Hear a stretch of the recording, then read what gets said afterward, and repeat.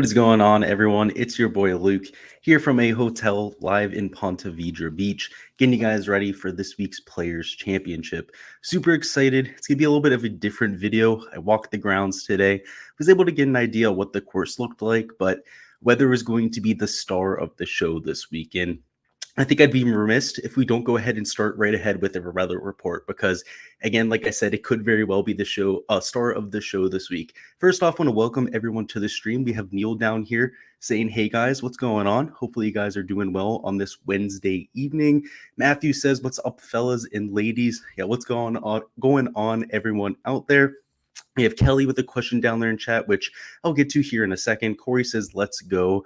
Absolutely super hyped about this week as well. Matthew also has a question down there as well, which we'll get to here in a second. And Cash says, "Ask for more towels." The players are going to be asking like crazy. I don't know if you guys saw the clip with Jordan Spieth where somebody asked for one of his towels and they said no. So I'm going to be taking towels with me tomorrow. I have rain gear with me. I'm going to actually show it to you guys. I got it today. It's pretty sick. But umbrellas, rain gear, towels the entire weekend. I'm prepared at the very least. Hopefully these players are as well.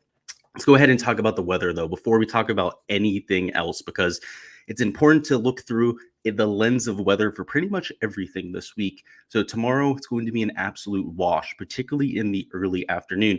You can see the winds are going to be moderate the entire day, and I'd say 9 to 10 miles an hour is pretty moderate for Florida. You can see, though, in the afternoon, there's a clear storm that comes in. The gusts get up to 26, 33 miles an hour towards 2 p.m. And I can tell you from experience today, a storm rolled in right as I left the golf course right around 2:30 p.m. It was blowing about 50, 60 miles an hour. So this 33 number could actually be a little bit low because that's when the huge storm is going to hit tomorrow. So in general, that's going to be when the afternoon wave is first teeing off, and they're going to get hit pretty hard by that. So if you're only looking at Thursday, right, you'd want to be playing the guys in the morning. But unfortunately, we have to take a look at Friday, which is going to really make all of the difference here. It's a very similar set of wind conditions. It's nothing crazy throughout the day. In terms of rain, it's not really going to rain all that much either. It's supposed to just kind of be scattered little pop-up drizzles from here and there. On Thursday, it's going to be an absolute I don't even know the word for it. It's just slosh fest. I think that's the best word for it there around 2 p.m. Over here on Friday, it's going to be more like scattered storms. It really matters if it thunderstorms. If it's just a little bit of a drizzle, there's no like delay in the play or anything like that. You definitely want to be playing the guys that are playing in the morning and then the afternoon because they're going to be playing in pretty calm conditions tomorrow morning. And then in that afternoon, if there's no delay, look at it. It's 10 miles an hour, 2 to 3 miles an hour winds in the afternoon would be absolute ideal to play in. Here's the catch, though. If these storms in the morning end up delaying play, you're likely going to see a delay early tomorrow afternoon, which means that they might not be finishing the quote-unquote afternoon wave tomorrow until tomorrow morning, and then they may not finish up until pretty late into the afternoon. If that's the case, those guys that are playing in the AM wave might be able to finish up there on Friday, because on Saturday, which you can't see on here on the super forecast, is an absolute bloodbath. No matter when you're playing on Saturday or Sunday for that matter this week, you're going to be hit by some of the hardest conditions these players have played in probably in years. It's going to be absolute carnage. I cannot wait to see it. I'll bring up the weather a little bit later on. I'll bring up another weather source, but you guys can go ahead and do it yourself. Just look up Ponte Vedra Beach. Saturday and Sunday is calling for like 20 to 30 mile an hour sustained winds the entire time. As soon as the moisture gets through down here in South Florida, it's just going to have that low pressure system with a ton of wind. It's actually going to be like 40, 50 degrees as well, which is going to make the golf course play in even longer. It's also going to be super wet, which is going to make it play even longer as well. So overall, we're looking at a pretty interesting set of circumstances. So when it comes to the morning afternoon wave, I know I'm going to get asked it a million times. It is impossible to guess because of this variance in whether it's going to be a thunderstorm or not. If it's not a thunderstorm early Friday morning, I want to be targeting the AM, PM guys, the guys that are teeing off super early and might be able to finish up there on Friday. If it's going to be thunderstorming early Friday and it's not going to be them playing until Saturday, then I want nothing to do with them. I'm not a forecaster. I don't know the future. I don't know what's going to happen. So what I'm going to do is I'm not going to play a split. I'm just going to play it straight down the middle. I'm not going to worry about it because I'm not going to try and pretend like I know what the future holds, because if you know anything about South Florida weather, it's extremely variable. We can't even tell what's going to happen an hour from now, let alone what's going to happen over 24 hours from now. So I know it's a cop-out answer saying I'm not really going to do one thing or the other, but the fact of the matter is we don't know what's going to happen. There's people out there acting like they know the weather. They know exactly what's going to happen over these next 2 days. And in reality, they're just taking an educated guess at the very most. Let's look at the tee times, though, just in case that's something that you want to take a look at. If anything, you're probably going to want to target the AM PM stack. Like I'm saying, try to get the guys as early as possible. If you don't end up having 2 delays, they're going to have by far the easiest conditions between the 2 bunches. So for me, taking a look at a few guys in the morning wave, like Harry Varner III, he's somebody who wasn't really in my player pool before, but ended up squeaking his way through afterwards. A few other guys that are Doc Redman, right? He's a little bit overpriced this week, but might be willing to take a shot on because he's playing in that morning wave. Webb Simpson. I mean, we're not going to talk about everyone in this wave. There's a lot of good players playing in the morning. But there's a few guys I'm willing to take a risk on this week because they're in that wave. That's going to be the contrarian stance. By the way, I'll just tell you, a lot of people in the industry are going to be targeting the PM AM stack because they're just baking in the fact that there's going to be 2 delays. And that's not a given. They could very well not be a thunderstorm there on Friday morning. In fact, in South Florida, usually morning storms are not thunderstorms. It usually has to be in the afternoon for that. I'm not a meteorologist. I can't tell you the reason why. I can just tell you from experience from living in South Florida for over 9 years now. So let's go ahead and catch up with some of the questions now with that in mind. Kelly says, for a 3 max and single entry, are you looking at the PM AM wave? No. So I'm not really, like I just said, I'm not really looking at one wave or the other. If anything, I'm looking at the AM PM wave. So I'm on the other side of that. I don't necessarily understand people's strategy going for the PM AM. Again, they're counting in something that would actually take a lot to happen. To have 2 3-hour plus delays for a golf tournament. That's a lot to ask for, right? So, and that's what you would need for that PM AM stack to be advantageous. Just keep that in mind. For anyone doing that, by the way, you can do that. That's reasonable, right? But understand what you're betting on. You need it to be a really, really long delay for that kind of thing to end up paying off. Matthew says, what would be a good 50 bet for the players? I have a Kirk top 10 or Kirk first round leader. So let me give it some thought. I really like Brooks Koepka. The more and more I think about it, the more and more I think he can win this golf tournament. It's almost a major championship, right? He's going to be ratcheting up that intensity. If it gets really dicey out there, particularly on the weekend with the wind, the last time we saw these type of conditions was at Kiowa Island. If you guys remember on the weekend there for the PGA Championship, it was like 25 to 30 mile an hour sustained winds. And who ended up playing his ass off? Brooks Koepka. So that would be my guy, Matthew. I believe he's 50 to 1 at a few sports books. So you could be looking at $2,500 right there. So definitely who I would be clicking on right there. Corey says PGA just released hole locations. Yeah, because they, of course, are the different for day 1 and day 2. It's not something I look at unless I'm looking at prize picks. So maybe towards the end when we're talking about prize picks, which I plan on doing, we'll talk about that a little bit, Corey. And how many guys would you roster in the AM? Man, I'm not really doing that, right? Like I said, it's kind of just going to be split down the middle for me. If you were going to go that direction, like 4-2, something like that, maybe 5-1 at the very most. I wouldn't be trying to pick all 6 of your players in the morning. And then Matthew says, thoughts on Neiman after the win? I mean, I think he's all right. You'll see. He's in my player pool. We'll talk about that here in a second. And Adolfo says, Sergio or Sam Ryder, who would you prefer? They're not really in the same price range, but obviously Sergio Garcia. All right, let's go ahead and hop into the player pool.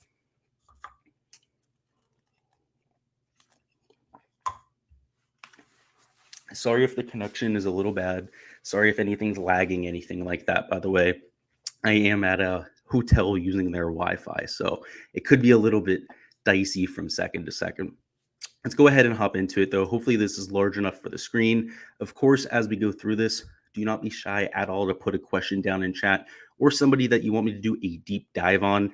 What I'm going to try to do is that after every single price range, stop down in chat, kind of catch up on it, touch on any questions. So if there's anybody in each price range that you have a question on, go ahead and let me know. Let's try and keep questions to the price range, right? So if we're talking about guys up here at the top in the 10K plus range, something like that, let's make sure the questions are about that, if that makes sense, just so we're not skipping around too much, so we can keep our focus here a little bit. All right, so up top, we're dealing with the strongest field in golf. And anytime this is the case, you can always argue that you want to be fitting in as many studs as possible. A lot of times, studs and duds approaches are the key to winning these large field tournaments when you have such a strong field. And for me, that's definitely what I'm looking at this week. I've wanted to play Justin Thomas. Of course, he's the defending champion. I had an outright bet on him last year. I bet on him after round 1 last year. Ended up hitting him at like 55-1. I was one of those people on Twitter that all noticed the fact that he was 55-1. He had been hitting the absolute lights out of it there on Thursday. And as long as the putter picked up, he could be in a good spot. And that is exactly what ended up happening. Ended up paying off for us, but at the same time, he's going to be the second highest owned player on the slate. Actually, he might be like 3 or 4, but of the guys that are 10K plus, he is garnering the most ownership. I get it. He's got one of the highest projected cut rates of anyone on the slate. The modeling absolutely loves him this week. But when we can compare him to guys like Colin Morikawa or even a Victor Hovland, who you guys know I love to give him shit for his around the green play, he's a much better play this week, right? He's lower owned, he's lower priced. If you take a look at the TPC Sawgrass fit, he's actually a better statistical fit than even last year's champion, who gets a ton of credit for that win last year.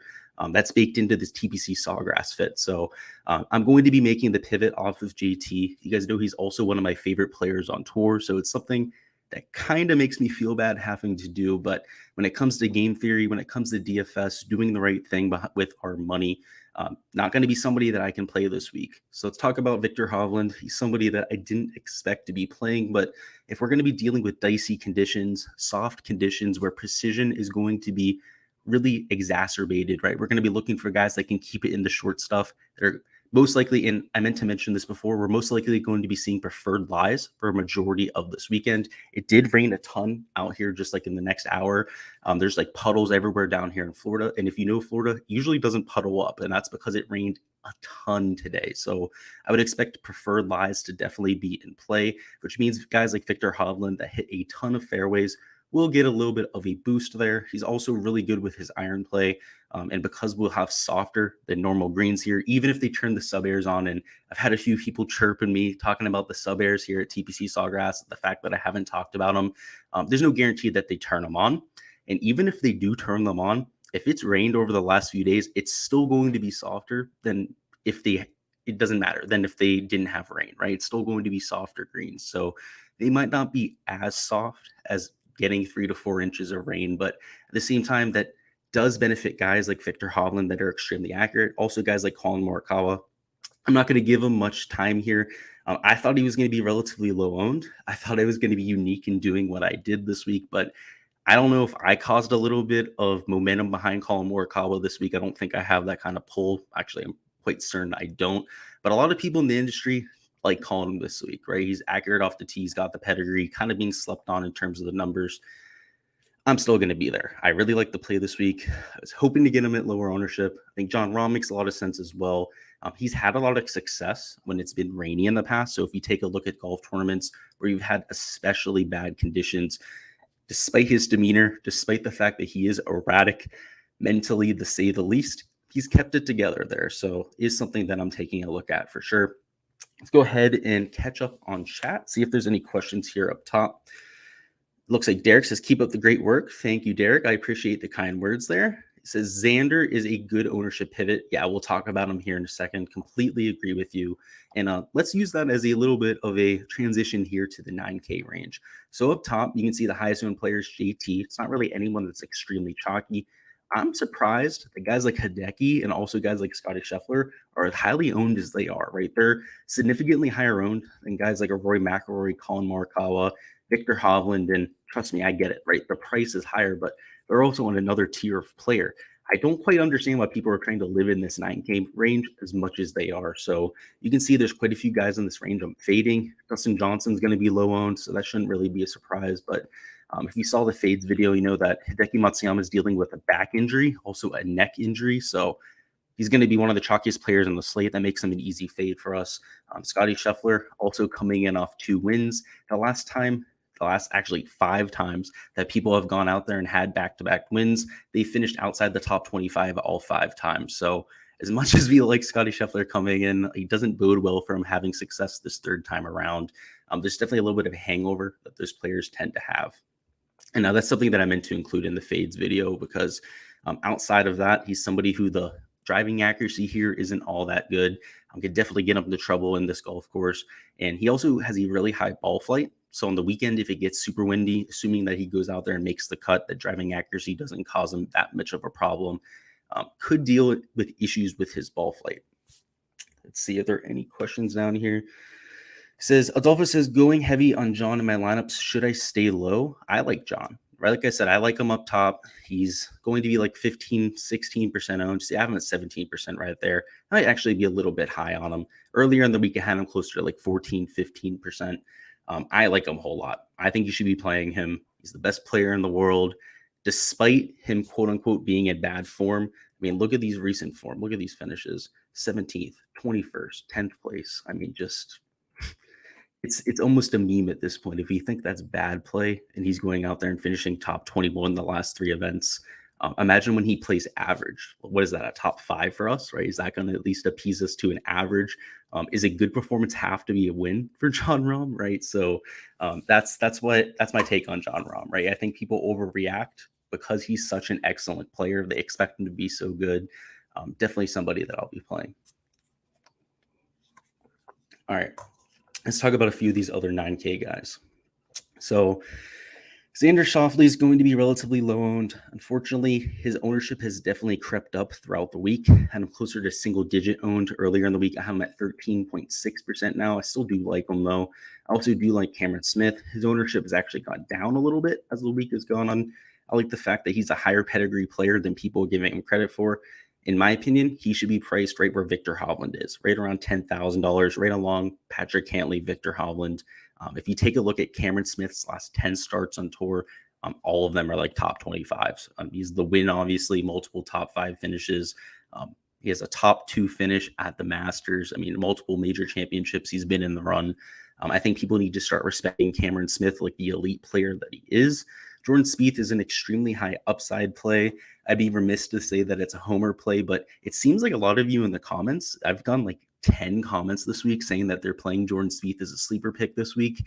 So it looks like we're all on the Spieth train this week. So I'm all in on him. You guys know that I'll be playing him every single time that he's teeing it up. But I always try to warn you guys that is a little bit of a homer play, but usually ends up working out for us. Usually when he goes out there and he misses a cut, I'm usually pretty keen to fading him that week. The last 3 times that he's missed a cut, we've ended up fading him, but we'll see. We're playing him this week. I think he has a pretty decent finish there. Will Zalatoris is going to be relatively lower owned than I thought he would be. I thought he was going to be like 15, 16%. You can see I have him at single digits right now, which if that ends up holding up, he's going to be one of my favorite plays on the slate. Because I think a lot of the reason for that is because of Daniel Berger. He's getting a ton of steam, right? He's one of the core picks for us. It's not a surprise. The numbers look great for Daniel Berger. He should be a really good fit at this golf course. In fact, number 2 in the field in TPC Sawgrass. I'm still going to be playing the chalk. We're going to be fading enough of the chalk up top, like a Hideki, also like a Scotty Scheffler. Going down here as well, we're also fading Hatton and Matt Fitzpatrick, who are going to be among the highest owned players in this top of the 7K range. So we can eat some of the chalk elsewhere, right? Like a Daniel Berger. We can still go the guys up top, like a Colin Morikawa, who's going to be a little bit chalkier than we thought. Who else? And of course, Daniel Berger. Moving on a little bit further, I think Brooks Koepka might win this week. I know I said that before. He's $8,600. He's like 50 to 1 at a few sports books. If you're looking for guys that are good off the tee, they're going to have some distance because it's going to play extra long this week with how wet the course is. Also with the winds, it's going to add some distance to TPC Sawgrass. You're also looking for guys that are good with the approach play and really good in windy conditions. And Brooks Koepka checks all 3 of those boxes emphatically, not just like above average. He's elite in all 3 of those categories. So that's why I say he's being completely slept on. He is being a little bit owned in DFS, so good on everyone for kind of understanding that. I think the price tag is kind of conducive to that, right? He's in the middle of the 8K range, which is borderline disrespectful for my boy BK. He had a decent performance at the Honda as well, right? He finished top 20, which for BK at the Honda Classic, a tournament that he couldn't give 2 shits about. I can just tell you from watching him out there, he didn't look like he cared one bit what he was doing. He was just going out there, hitting the ball around, doing his thing. He was missing putts from like 5 feet and not even reacting.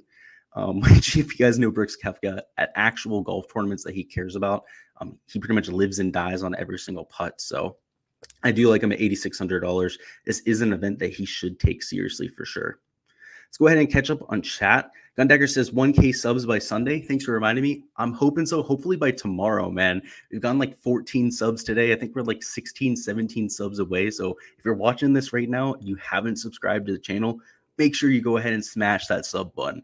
If you guys go ahead and do so, we can get 5 or 6 during this stream right now. We can get to 1K. So love to see you down there, Gundagger. You're the man. We got to get some NBA content going soon. So I'll have to message you on Discord about that. But yeah, like he said down there, let's get to 1K as soon as possible. That would be great. Corey says, how are you liking Cameron Smith? Hopefully that gives you the scoop on Cameron Smith right there. Absolutely love him this week.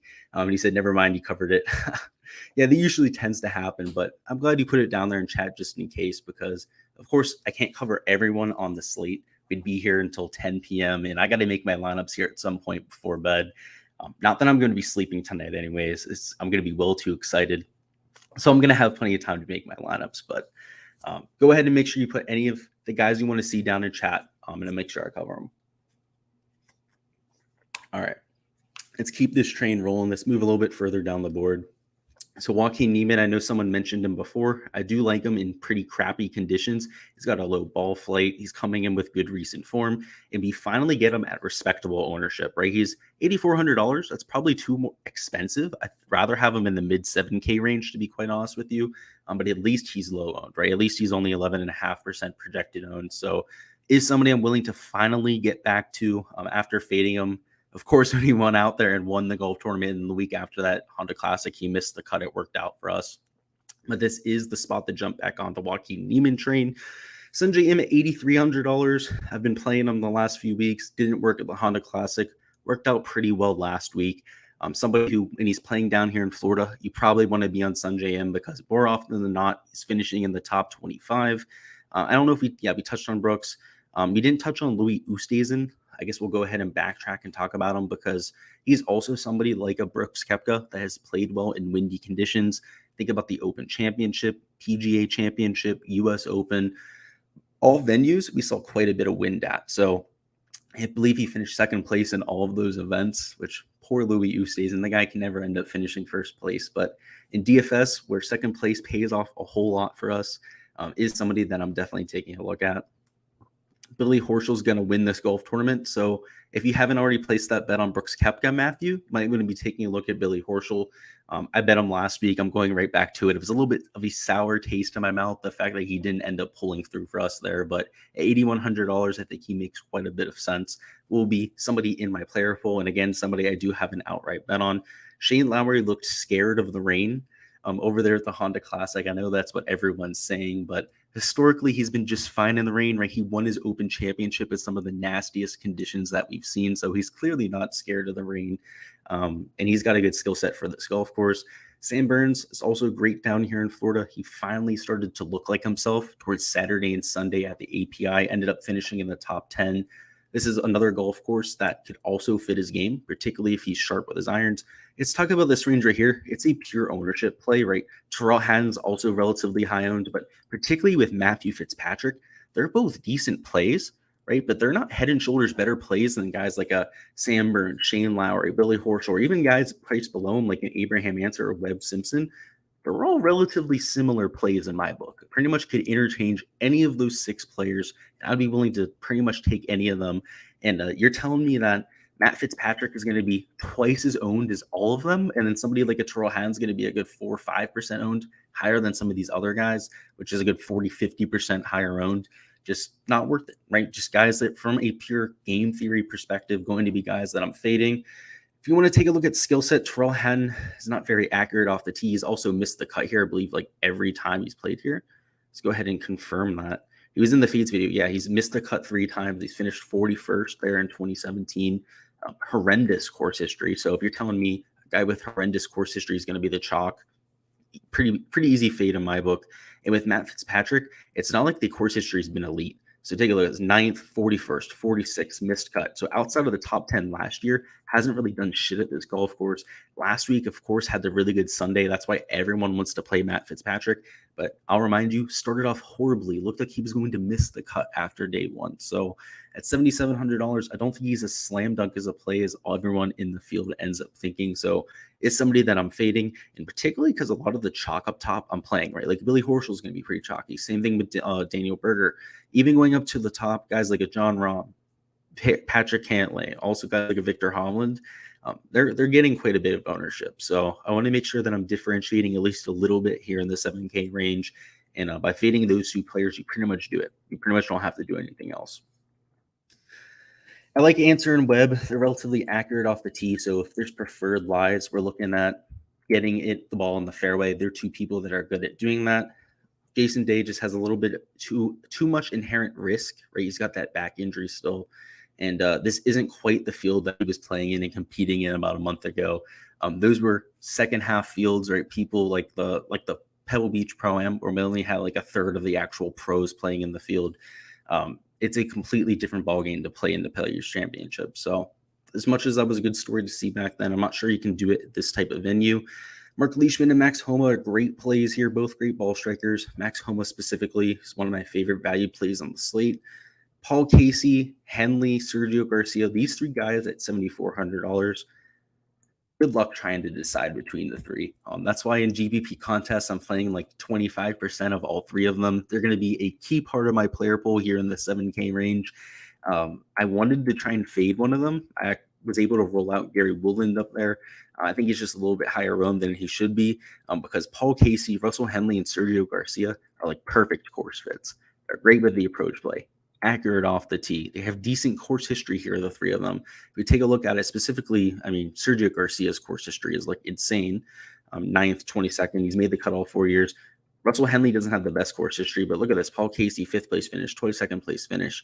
It's hard to choose between the three. So if it ends up coming down to it and I have to fade one of the three, which might be the case just because they're as highly owned as they are, Russell Henley would be the odd man out, but really do like Paul Casey and Sergio Garcia a whole lot there.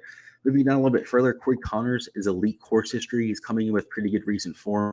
Ended up finishing top 10 last week at that golf tournament. Ian Poulter and Jason Kokrak, also good looks. I believe Kokrak has some good course history. Yeah, 9th place, 47th, 46th. I like to see that.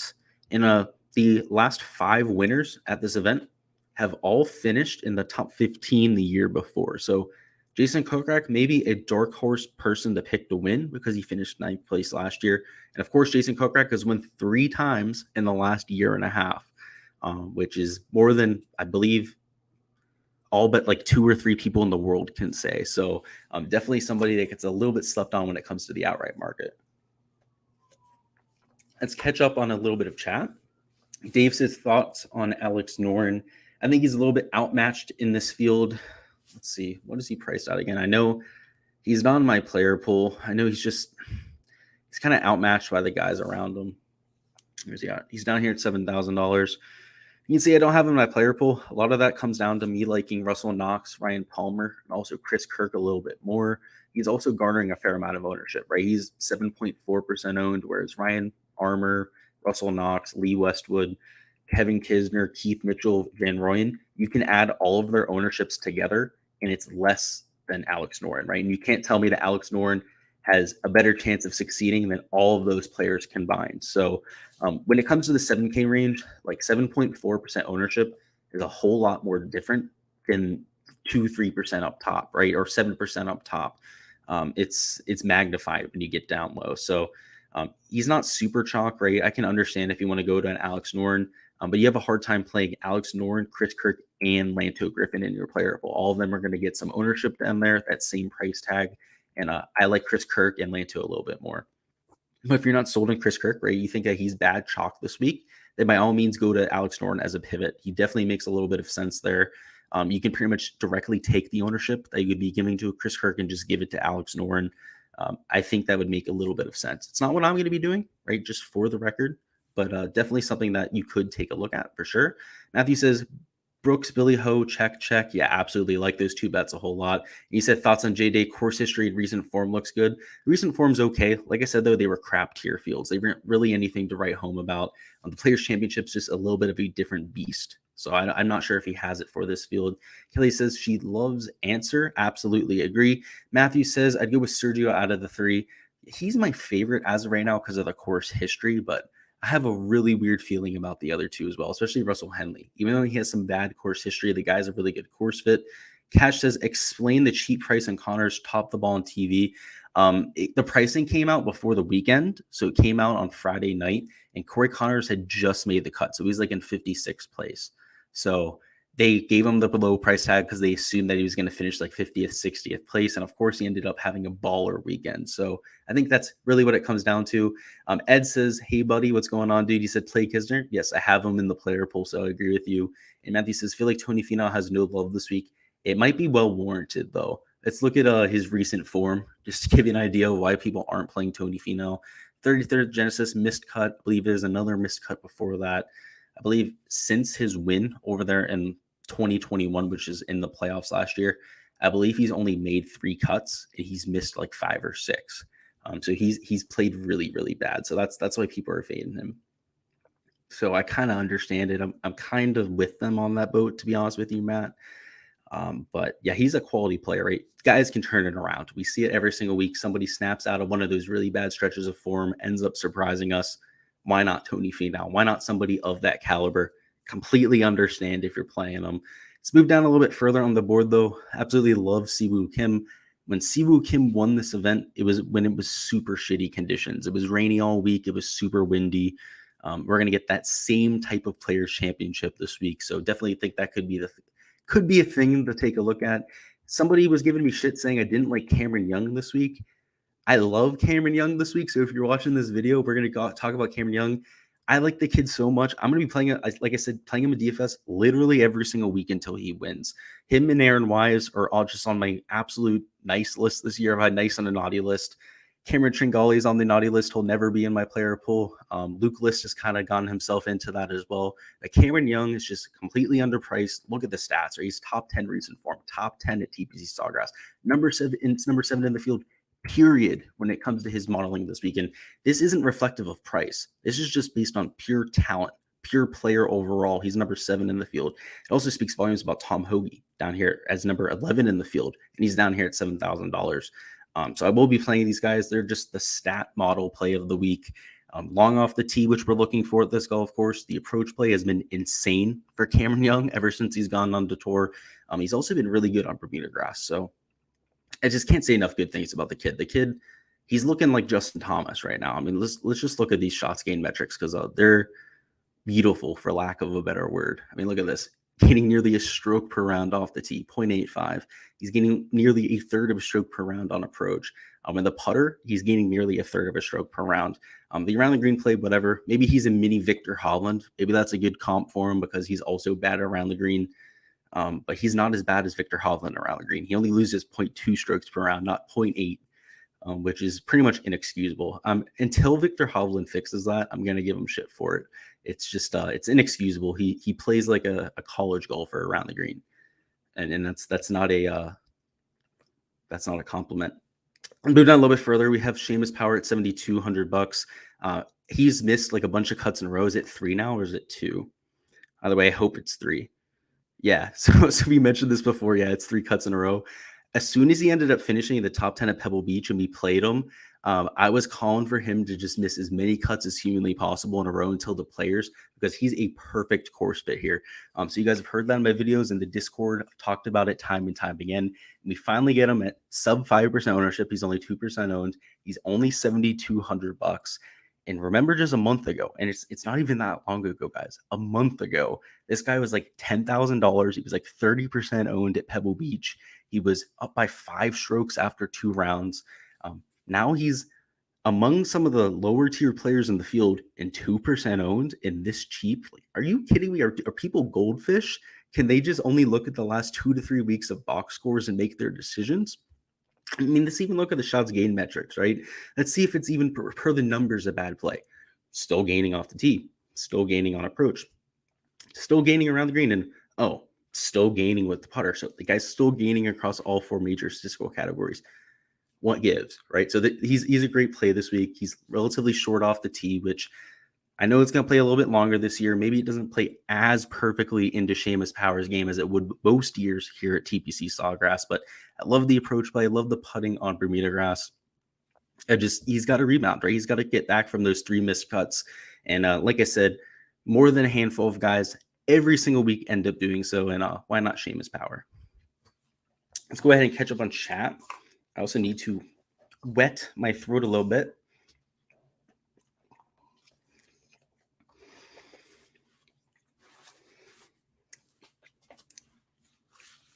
My throat is so dry, and I only have whiskey to sip on. So this is not the best thing to wet your throat with. Let's just say that.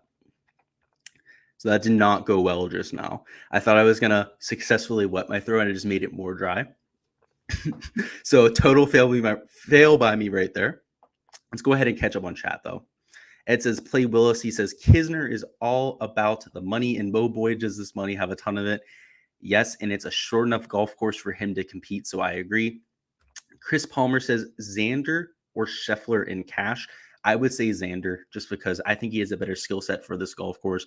Both of them gain across all 4 statistical categories. Scheffler missed the cut here his first time around. Yeah, just, it's close, right? I think both are great plays, but I'd be going to Xander out of those 2. Matthew says, same here on Tony. Good looks. Gotcha on Tony. Ed says, best Pete Dye course player statistically in the field. Even better to know. I know Cantlay's up there. He's really good. Siwoo Kim's really good on these golf courses. Russell Knox is top 5 in the field on Pete Dye golf courses. Who else? Off the top of my head, those are the main Pete Dye guys, right? Of course, if you go onto any database, you can sort by that. I shouldn't say any database. There's a few out there you can do it on. That is something I'm looking at this week. It is incorporated into the model. Badger DFS says, thanks for the info, Luke. In your opinion, any golfers benefiting from not having a greens book? The creative player. So like a Jordan Spieth, for example, he started to gain a lot of strokes on the greens again. The guys that you can just tell are inherently good putters that have that natural ability, those are the guys that have definitely started to benefit.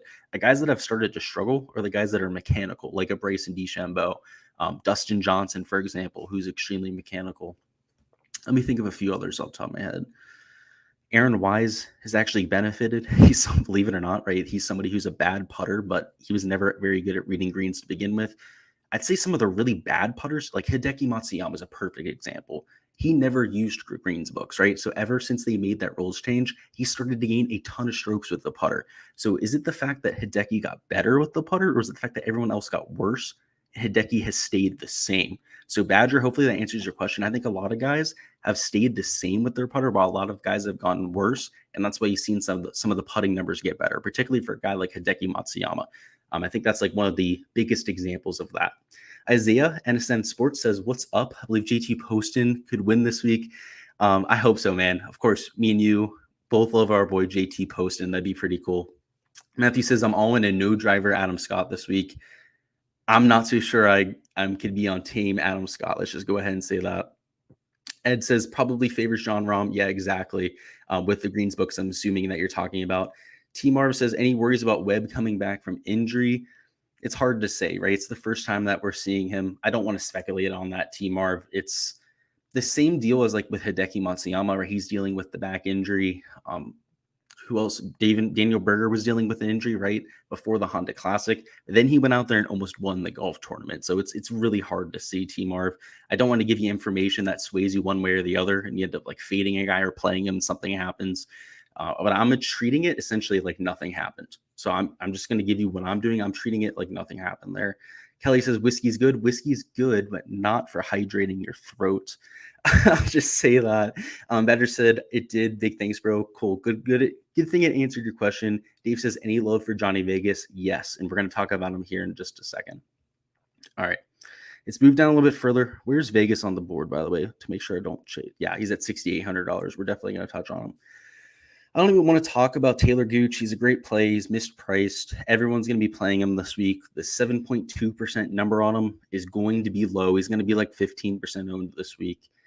My algorithm, I don't like to tinker with it in person, right? Just like let the numbers do their thing. Time to time, they're going to be wrong. I just live with that. And this is going to be one of those situations. Taylor Gooch is going to be higher owned than what I have him at there, but it's fine. He's somebody who, if you fade him this week and he ends up winning, right, you're screwed. and there's a very good chance he does, right? He has a really good recent form, really good course history. From a statistical perspective, right? He's number 18 in the field and fit at Sawgrass. Just there's nothing pointing to fade him, right? Unless you just want to purely fade him based on luck and just hope that he missed the cut. Hope he gets the bad end of the stretch. Sorry, bad end of the draw, right? With the wind. You hope that he just gets gusted on every single shot or something like that. It's not something that I'm going to be willing to do. I do like EVR's upside. Same thing with Keith Mitchell and Kevin Kisner. I know we talked a little bit about Kisner before. He's really good when conditions get dicey, particularly when it gets super wet out. Because he's so accurate off the tee, right? He's going to be able to take advantage of those preferred lies, the lift clean in place. Russell Knox and Ryan Palmer are also plays I like, particularly Russell Knox. He's really good on Pete Dye tracks. He also has a win out of Pete Dye track. Ryan Palmer is really good in major championship-like conditions. We talked about Alex Noren a little bit before. I think he's a little bit higher owned than he should be. I also like Chris Kirk and Lanto Griffin a lot more. They're coming in with really good form, right? Lanto Griffin, Chris Kirk have made a bunch of cuts of late. Just have the hotter hand. That's why I'm going to them, but particularly down here in the Florida swing. I like Tom Hoagie a whole lot. Just insane iron play. Very top 10 recent form rank, 13th in TPC Sawgrass rank. Brian Harmon's really good at Pete Dye tracks. So I know somebody mentioned the Pete Dye correlation before. He's definitely somebody who also fits that type of mold. So you can see he's number 116 in the field at TPC Sawgrass. We can probably give him a little bit of leeway there because of his success at Pete Dye tracks. I do like Keegan Rowley once again. He's probably one of my favorite plays on the slate. I had him in my main lineup last week. Probably going to be in my main lineup once again. That gives you an idea of how much I like him. Moving down into the 6K range, I do really like Johnny Vegas. He's, of course, really good off the tee. The course history, I believe it's a little bit sneaky.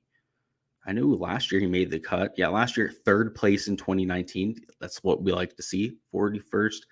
Yeah, so Johnny Vegas has that sneaky good course history. My intuition was right there. The recent form, he hasn't played very much. I know his first event was a few weeks ago. Yeah, 55th, 42nd.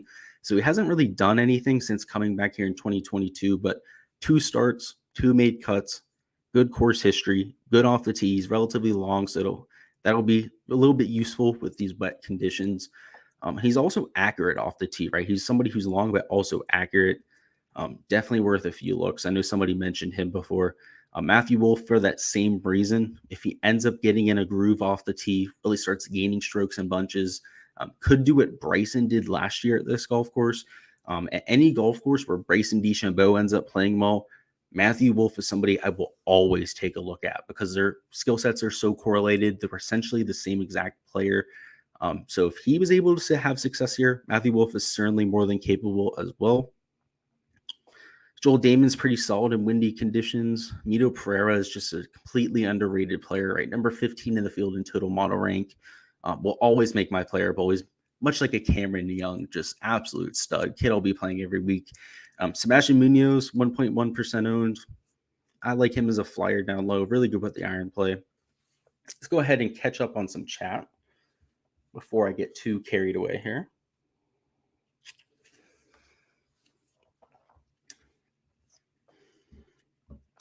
I agree with you on Rom. I'm trying to think about JT because I'm trying to do some math because we can do some math with this, Ed. JT had the putter for 3 rounds last year, and he won by what? 1 stroke. So if he had the putter day 1, he lost 2.5 strokes putting on day 1 last year. Let's assume he gained half a stroke. It's a 3-stroke difference. He would have won by 4 strokes last year. So I do think you're onto something there, Ed, especially with JT. But yeah, if Rom gains strokes putting this week, he could win by 5 or 6. I definitely think that's in the cards for sure. Bryson says, I'm getting a ton of Answer. Any thoughts on him? Yes, absolutely love Answer. He's going to Pete Dye tracks, accurate off the tee. Let's go to him on the pricing board because he's also priced among some guys that are going to be chalky. So you see, yeah, he's at $7,600, right? So he's also around guys like Fitzpatrick and Hatton that are going to be really chalky. I also think a lot of people are going to play Burns and Lowry. So even though I have him at 9.6% right here, he could very well come in a lot lower than that. So I do like Abraham Answer. Like I said, really good at Pete Dye tracks, accurate off the tee, so he'll be able to take advantage of preferred lies. Also relatively good with the irons. Course history, let's see. I actually haven't dove into his course history. 22nd, 12th, that's fine. Just pretty average course history. I'm not really going to sway us one way or the other. Definitely like myself, some Abraham answer this week. Kelly says, thank you, Luke. Smash the like button. Absolutely agree, guys. Make sure you smash the like button. Let's go ahead and finish up this 6K range now. So in the 6K range, I do like going to HV3. I think he makes some sense here. Relatively good approach player. Also relatively accurate off of the tee. He's also going off in the morning. Already talked about Vegas. You already know I like Matt Vegas. Not Matt Vegas, Johnny Vegas. Aaron Wise is solid down here in Florida. He's accurate off the tee. He's really good in windy conditions. So if he ends up making the weekend, much like a Corey Connors, could end up vaulting himself up the leaderboard. He has that same type of skill set. I also do like guys like Garrick Higo, Kramer Hickok. They're also really good iron players, relatively short players, so maybe not the best off the tee, but everywhere else are going to gain strokes on the field. Adam Hadman always seems to have success down here early. We take a look at the course history for Adam Hadman. I believe it's pretty favorable. 22nd last year, that's what I remember because I was there. Missed the cut in 2019, not very good, but made the cut 3 out of his last 4 starts here. So Adam Hadwin in his approach play is something that I'm looking at. Brendan Grace, if he can get the iron play working, he's an insanely good wind player. I mean, you saw him almost win an Open Championship. Posted a 59. Actually, no, it was a 62. Sorry, not a 59. That'd be ridiculous. At the Open Championship, so that's insane. Charles Schwartzel always pretty solid in some of those windy conditions. Denny McCarthy had a pretty solid performance here last year. So let's take a look at his course history. So Denny McCarthy, 55th, 41st. So 2 of 2 with made cuts. You would imagine this would be a good golf course for him with these Bermuda grass greens. Kevin Streelman's completely fallen off the face of the earth. The guy has completely forgotten how to play. I believe it's like all missed cuts of late. Let's see. Kevin Streelman, missed cut 16th at the Honda. Okay, it's not so bad. Missed cut. So if you believe he can bounce back, kind of get out of the stretch of form that he's been in, it is a good play because historically this would be a good golf course for him. If you take a look at the course history, you can see it's also not very good. So he's nothing more than a flyer play this week, but he was really good at the PGA Championship when we had dicey conditions. And just from the player that we know that Streelman is, which is somebody who's accurate off the tee, which is something that we are looking for. You either got to be really accurate this week or really long off the tee. And he's really solid with the iron play. So he at least checks 2 of the 3 boxes that I'm looking for. So I'm going to be taking a few flyer picks on him. Stuart Sink's solid with the irons. Very similar story off the tee. He's also relatively long, so you can give him a little bit of a boost there. KH Lee also worth a few looks. Thomas Peters and Adam Long, also solid iron players. Of the guys down here at the bare bones minimum, down here like $6,500 and below, it's all going to be good iron players, right? That's why I'm targeting a KH Lee, guys like a Thomas Peters and Adam Long. Even guys down here like a Taylor Pendrith, JT Poston, Scott Stallings, Hayden Buckley, and of course Matt Wallace, the whole way down here at $6,000. All of them are solid iron players when they're playing their best golf. So they're nothing more than flyers, right? All of them are like sub 1% owned. So I'm talking like 4 or 5% owned in my lineups at the very most. But because we have such a top heavy pool, because this is a near major championship, I'm playing in a lot of the large field contests where we have like 100,000 entries. I'm going to be taking shots down here at like $6,100 because if one of them ends up finishing in the top 5, you're going to need that salary in that large field contest to have that optimal lineup. So it depends what contest you're playing in, right? If you're in a single entry, 3 max, that type of thing, you probably don't have to go this far down the board. But being myself playing 600 lineups this week, I'm definitely going to have to venture down here to the low 6K range. Let's go ahead and catch up on chat. Then we're going to talk about a little bit of the strategy talk for this week. And then we're going to hop out of here. David Porter says, any Lee Westwood. So I don't have him in my player pool. He's down as a blank for me right now, so not somebody that I'm prioritizing. If he ends up bleeding his way into my player pool, like getting him like 1-2%, so be it. But he didn't look all that sharp the last 2 weeks. If you take a look at his recent form, see, he's like probably like around $7,000. Lee Westwood. Yeah, 68th, 42nd, right? The 68th, he kind of fell apart on the weekend. 42nd at the Honda Classic, that was a relatively weak field. If we had seen more of a sign of life over those 2 events, I would be a little bit more excited about Lee Westwood, but kind of lukewarm on him right now. Not somebody I'm completely avoiding, like I said, but not somebody I love. Hadwin has 1% ownership. I'm taking that all day. Yeah, absolutely right. Low owned, decent course history, really good iron play, relatively accurate off the tee. Chris Palmer says cash. Yeah, we're going to talk about cash here with the strategy talk. So we're going to be able to reiterate this a little bit more. but you're saying Smith, Kirk, or Scott and Horschel. I take the first pair. I really do like Cameron Smith and Kirk. And then you said Cantlay, Berger, Fitz, and Gooch. Yeah, I like all four of those plays a whole lot. So if that's making a set of 6 there with you using Kirk and Smith, I definitely like that a whole lot. All right, let's go ahead and hop into the Draftkings slate. 1 second here while I share my screen. There we go. All righty. All right, so let's go ahead and start off with a GPP lineup. And as always, this will first be a large field GPP. Then we're going to go into a single entry lineup and then a cash lineup to go ahead and wrap this all up. First off, down in chat for the cash lineup, I want you guys to go ahead and comment down in the comments who your anchor play would be. Like, who's the guy you absolutely have to have in cash this week? I definitely have a guy in mind for me. The first click for me in cash is quite obvious this week, but before we get to it, which will be in like 5 minutes, if you're watching this, you're a little bit behind, but as soon as you see it, go ahead and down in chat, comment what you guys are going to use as your anchor for cash this week. Until we get to that, I'm going to wait to check chat. Until we get to the cash lineup, let's talk about the GPP lineup. First off with the large field GPP. And of course, we're going to have to try and differentiate our lineup a little bit. Try and make sure that we're taking somebody that's not all that chalky, right? Making sure that we're getting leverage, making sure we're not duplicating ourselves with like 4 to 5 people in the field. They're trying to make sure that we're keeping ourselves at the highest expected value as possible. All right. Oh, whiskey's burning.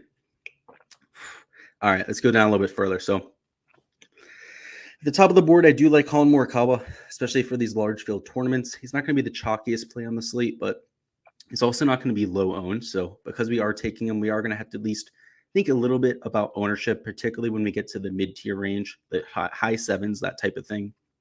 For our next man in, we are at $7,800. Of course, we have 5 spots remaining, so we can still be a little bit aggressive. I do really like Patrick Cantlay as well.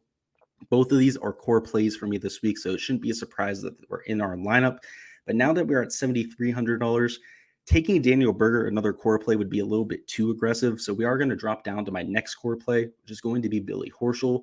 Now, all 3 of these guys are looking to be at least 15% owned on this slate. So now that we're at $7,100 and we have 3 spots remaining, we are definitely going to have to consider ownership. So for these last 3 spots, I want to make sure that they're guys that are at least sub 7.5% owned, if not guys that are in the single digits when it comes to their ownership.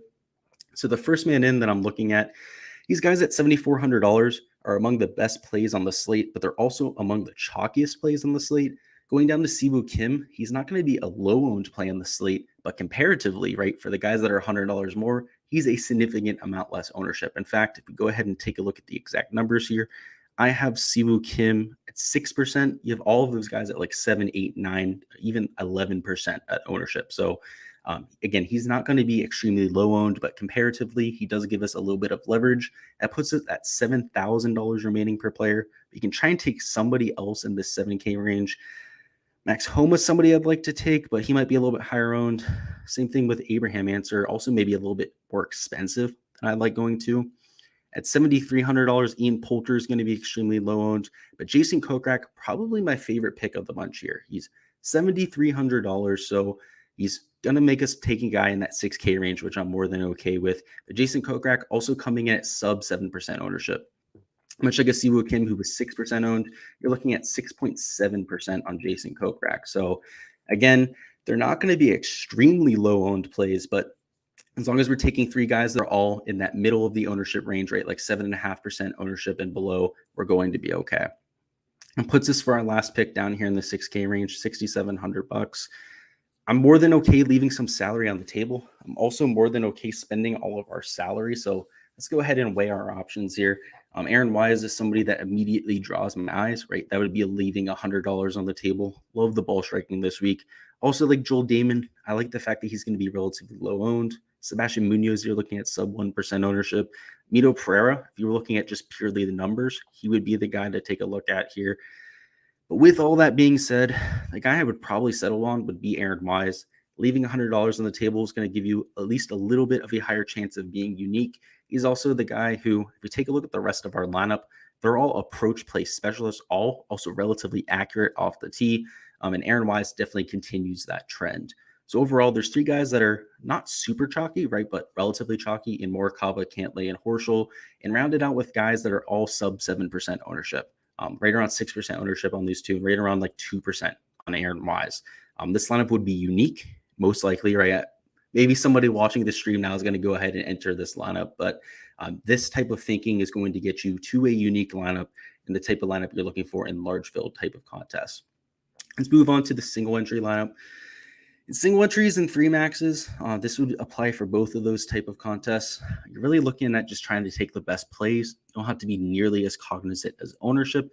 I'm also a little bit more prone to taking a balanced build because these are usually higher dollar lineups where you're investing a little bit more of your player pool. In 150 maxes, right, you're diversifying a lot of your risk. But when you're playing in 2, 3 maxes or single entries, you're consolidating a lot of that risk. So as a result, you want to make sure that you're taking kind of low risk plays.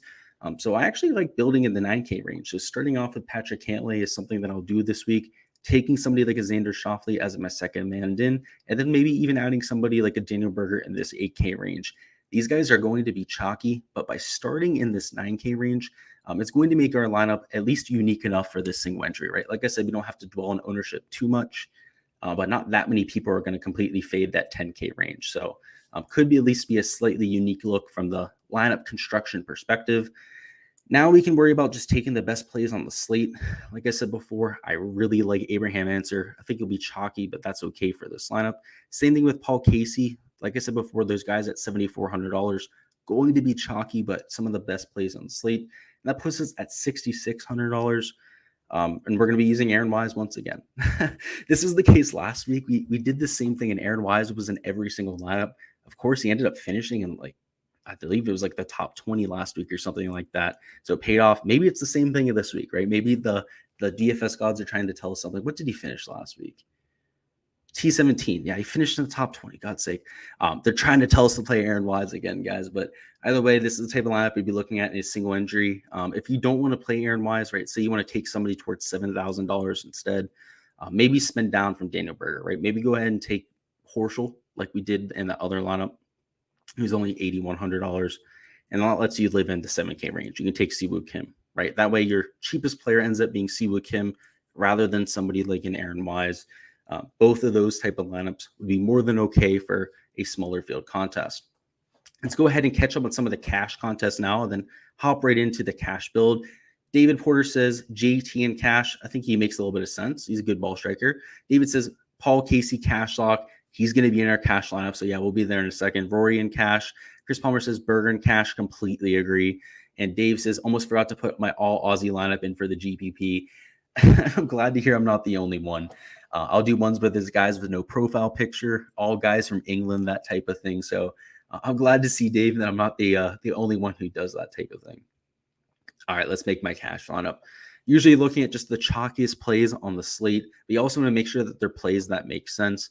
And just like with our single entry and 3 max, I think starting a little bit cheaper makes sense. So I'm going to be taking Victor Hovland. I think with his ball striking ability, he's going to be a relatively safe play this week. Our next man in is a little bit tougher. I was trying to decide between going with Will Zalatoris and Daniel Berger and Louis Oosthuizen, but let's go ahead and put Berger and Oosthuizen both in there. Should be able to afford both of them there in the 7K range. Sorry, 8K range. That means that we can live in the 7K range for our last 3 spots. I think it makes a lot of sense to go to Abraham Answer. Like I said before, he seems to have a really high floor here. Paul Casey's an almost lock in cash. And we can take another guy at $7,400. Look how easy this lineup ends up coming out. As long as you're not too aggressive up top, you can take a bunch of guys in the middle of the 7K range, a couple 8K guys, and even a guy like Victor Hovland up top. So this is the exact kind of lineup I'd be looking at in cash. Let's say you don't like Victor Hovland this week. Swap him out for JT, right? And then take somebody like Abraham Answer and swap to Siwoo Kim, right? Call it a day, right? That you can make your lineup that way, right? Just some type of permutation with guys in this type of range where it's one guy in the 10K, 2 8Ks, and the 3 7Ks. That's going to be your optimal build there for cash this week. Let's see if there's any comments down chat. Doesn't look like there are. That's okay. Matthew says, absolutely same here. Love doing guys with the same shirt colors. That's another one. Yeah, doing the same shirt colors. I think my favorite's the one with no picture, right? Just the complete noobs at like 6K that they only have their flags up there. Those are some of my favorites. Chris Palmer said thoughts on Henley and Cash. I like Sergio and I like Paul Casey more. They're at the same price tag. So I don't hate them by any means, but at the same time, I don't like the play because the other two guys are at that same price tag. Bryson says, probably a terrible question. There are no terrible questions, but with Florida weather being so unpredictable, any advantages with start times? So I went over this at the beginning of the show. So actually go back and replay that because I went over it in full detail, but you hit the nail on the head with it being unpredictable. It's really hard to tell. So personally, I'm not playing it one way or the other just because I'm not a weatherman. I'm not Nostradamus. I can't tell you what's going to happen, but go ahead and check that out, Bryce. And I actually do go over it in quite big detail, so you'll like that. David Porter says thoughts on Gooch and GBP. He's a core play for me. Absolutely love him. I also touched on it a little bit earlier, so if you want to get my full thoughts on it, scroll ahead earlier. He's at $7,200. I go through the player pool in order, so you can check that out. But really do like him this week. And Matt says, solid content. Thank you. Well, thank you for stopping by. I'm really looking forward to this week, guys. Like I said, I'll be there in person all 4 days. So look forward to showdown content after every single slate. I'll have some prize pick stuff out there. If you haven't already subscribed, make sure you guys go ahead and do so. We're really close to 1,000 subscribers. Hopefully tomorrow morning when I wake up and I go to the golf course, we're at 1,000. That'd be a hell of a thing to wake up to. So I appreciate you guys. I'll see you guys throughout the weekend, and best of luck this week.